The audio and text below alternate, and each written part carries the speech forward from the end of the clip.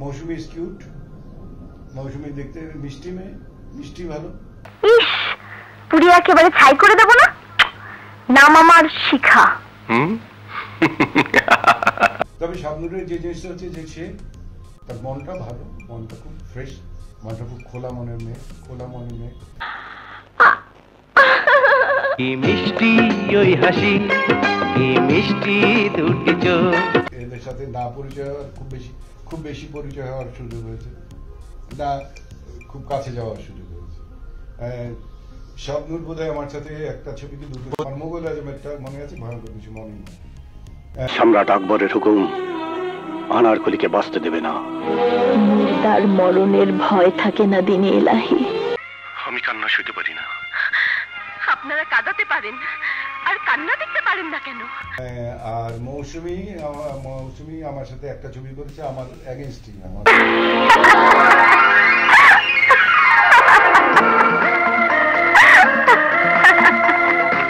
কিন্তু এটা একটা ক্যামিও ছিল, খুব ছোট্ট ছবি ক্যারেক্টার অভিনয় করে মারা গেছে।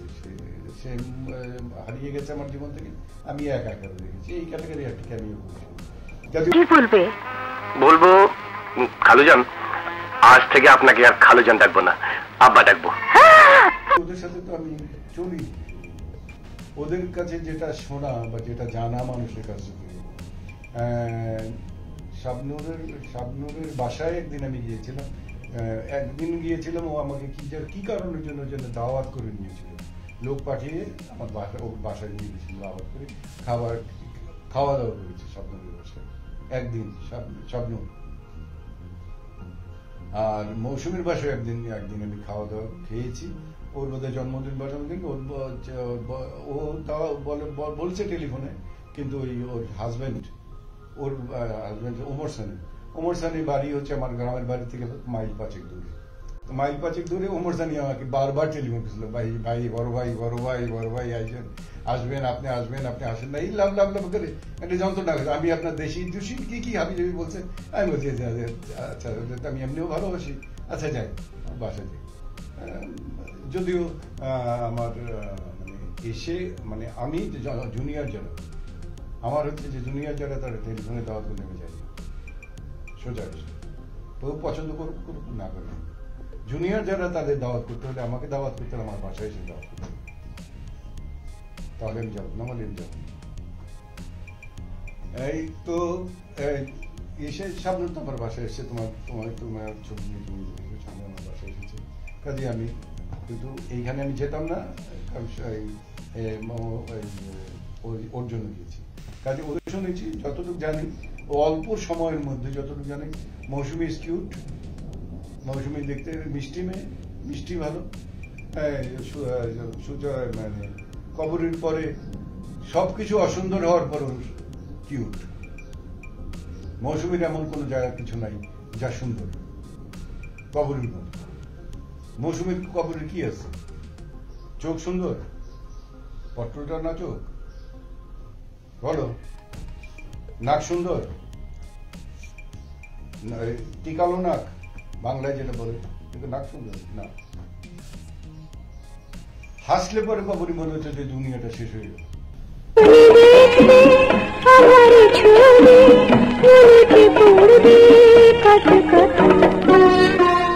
সমস্ত ফুল কবির ভাষায় বলে ফুল ঝরে যাচ্ছে, কবরী হাসলে মনে হতো তাই মুক্ত ঝরে যাচ্ছে। দেখলে মনে হতো একটা বাঙালি নেই। বাঙালি শব্দের অর্থ কি এটা তো আমি বুঝাইতে পারবো না। কবরের চেহারার মধ্যে বাঙালিত্ব কোথায়, কিন্তু কবরে দেখলে মনে হচ্ছে বাঙালি একটা সুন্দর মিষ্টি মেয়ে, যে জন্য তার মেয়ে কোনো টাইটেল অবশ্যই নেই তার নামের আগে, কিন্তু একটা টাইটেল উঠেছে, সারা বাংলাদেশের লোকজন দিয়েছে তাকে, মিষ্টি মেয়ে কথা। এই টাইটেল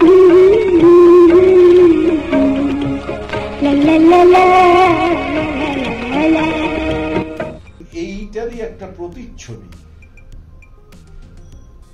এর মধ্যে আছে। কি বলে ছিল,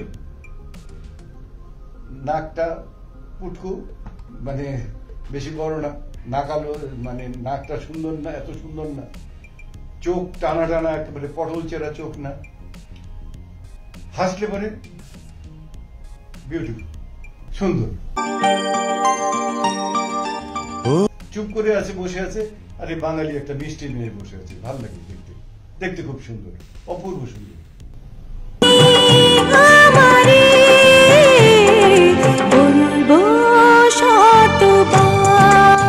এই অপূর্ব সুন্দরের আবার ডেফিনেশন যদি করতে যায়, অপূর্ব সুন্দর এইটা হলে আবার সে অপূর্ব সুন্দরের মধ্যে ক্লাসিফিকেশন করতে গিয়ে সে হচ্ছে এক ধরনের সুন্দর, এক ধরনের অপূর্ব। গ্রাম বাংলা যেমন দূর থেকে একটা বনকে দেখতে যেমন সুন্দর লাগে, দূর থেকে দেখতে একটা পাখি যেমন সুন্দর লাগে, কাছে আসলে পাখিটা তত সুন্দর লাগে না, কিন্তু দূর থেকে দেখতে খুব সুন্দর লাগে, খুব মিষ্টি লাগে। যে কোনো পাখি দূর থেকে দেখতে ভীষণ সুন্দর লাগে, কাছে আসলে পর দেখা যায় একটা বগই মনে করবো, একটা বগ দূর থেকে যখন দাঁড়িয়ে থাকে তখন দেখতে কি সুন্দর লাগে, সাদা ঠোঁটটা বাইরে বের করে আসতে পানির কাছে চুপচাপ দাঁড়িয়েছে, সামনে এনে দেখো, you will not love it, you will not like it, ভালো লাগবে না, সুন্দর লাগবে না। এইটা হচ্ছে মৌসুমী সম্পর্কে একটু বলতে পারি। খাবার সম্পর্কে কিছু বলবো না, খাবার যেটা তৈরি করা ছিল সেটা মৌসুমী পাক করতো, বোধ হয় বাইরের লোক পাক করেছে, তো খাবার ওয়াজ গুড, তো গুড হলো যে পাক করেছে তার জন্য good. And same thing to শাবনূরের ওইখানে কিছু খাবার সে পাক করেছে, পাক করার ব্যাপারে খুব অভিজ্ঞ মনে হয় আমার কাছে সেদিনের পাক, যে একেবারে আহামরি ভালো সুন্দর পাক করেছে তা মনে হয়নি।